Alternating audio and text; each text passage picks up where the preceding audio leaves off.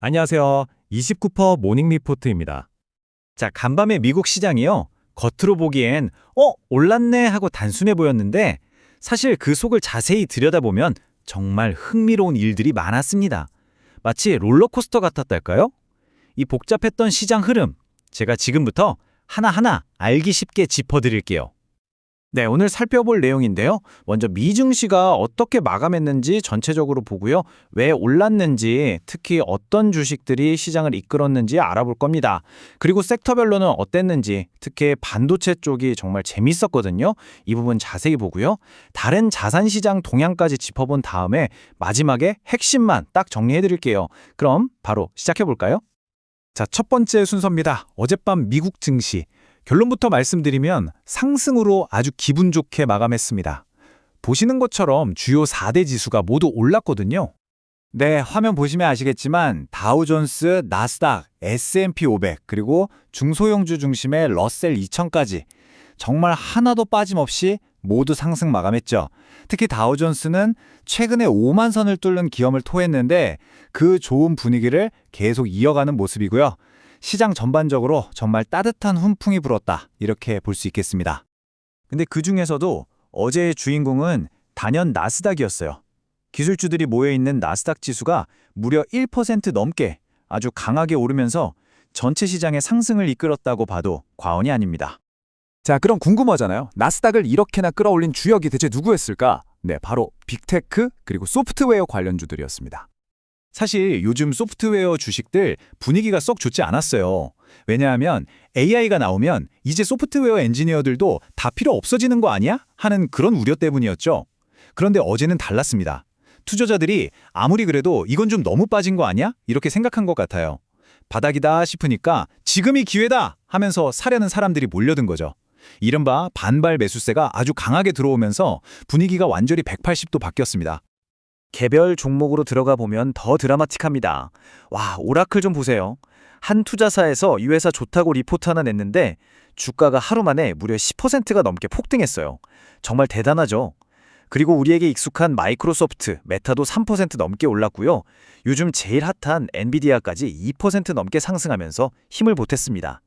관련주들을 모아놓은 ETF 상품도 3% 넘게 올랐다니 이쪽 섹터 전체가 그냥 불장이었다, 이렇게 보시면 됩니다.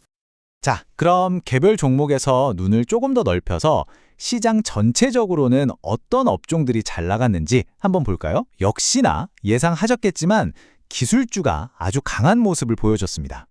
네, 표를 보시면 빅테크, 소프트웨어, 반도체는 물론이고요.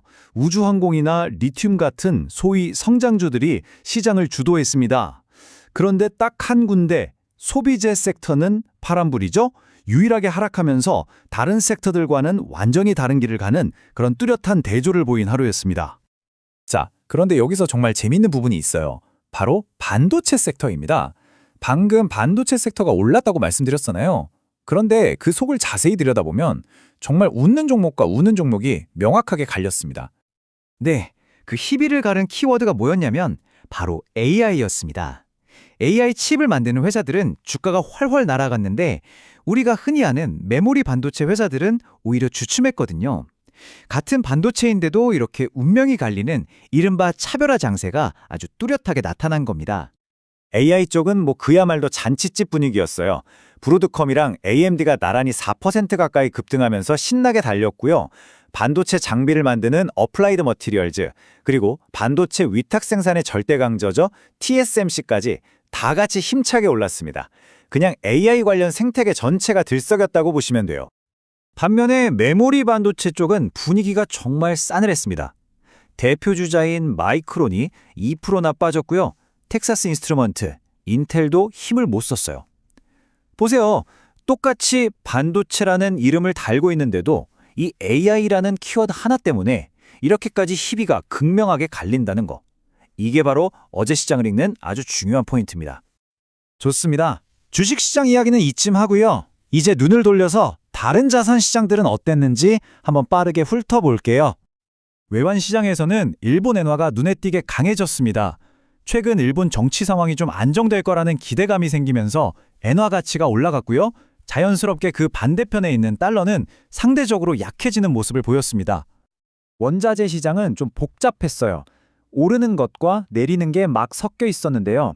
일단 달러가 약해지니까 금이랑 은 같은 귀금속 가격은 껑충 뛰었고요. 또 중동 지역이 다시 좀 불안해지면서 국제 유가도 1% 넘게 올랐습니다. 그런데 희한하게도 천연가스 가격은 또 큰 폭으로 떨어지면서 서로 다른 방향으로 움직였어요. 마지막으로 암호화폐 시장도 한번 볼까요? 대장주 비트코인이 살짝 주춤하긴 했는데 그래도 아주 중요한 가격대죠. 7만 달러 선은 어떻게든 지켜내는 그런 모습을 보여줬습니다. 자, 지금까지 좀 여러 가지 이야기를 드렸는데요. 정신 없으셨죠? 그래서 제가 오늘 시장의 핵심만 딱 뽑아서 다시 한번 정리해드릴게요. 이것만 기억하시면 됩니다. 네, 어제 시장을 딱 세 문장으로 요약해 볼게요. 첫째, 그동안 찬밥 신세였던 빅테크와 소프트웨어 주식들이 화려하게 돌아오면서 시장 상승을 이끌었다. 둘째, 반도체 안에서는 AI 관련주는 헐헐 날고 메모리 관련주는 주춤하면서 명암이 극명하게 갈렸다. 그리고 셋째, 일본 엔화가 강해지면서 달러는 약세를 보였다. 딱 이 세 가지가 어제 시장의 모든 것을 말해줍니다.